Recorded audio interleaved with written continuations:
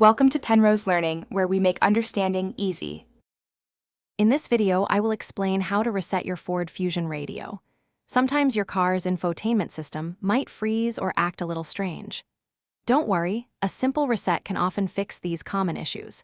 We'll cover different methods, starting with the easiest, a soft reset, which keeps all your personalized settings intact.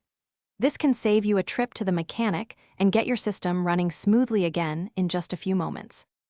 Performing a soft reset is quite straightforward. For many Ford Fusion models, simply press and hold the power button on your sync screen for approximately 10 seconds. You might also try holding both the power button and the seek right button at the same time for about 10 seconds. The screen will go completely blank, then automatically reboot. This quick restart often resolves minor issues without affecting your saved preferences or paired devices. If a soft reset doesn't resolve your issue, a master reset through the sync system might be necessary. This process will erase all personal data, including paired Bluetooth devices, navigation favorites, and custom settings, returning your system to its factory defaults.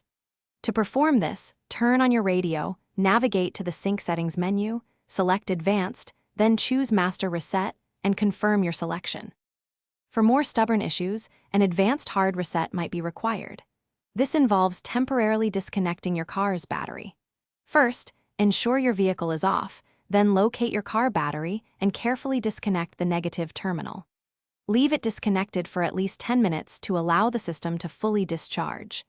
After 10 minutes, securely reconnect the negative terminal, then start your Ford Fusion to let the radio system reboot completely. Thanks for watching. If this was helpful, leave a like and consider subscribing. See you next time.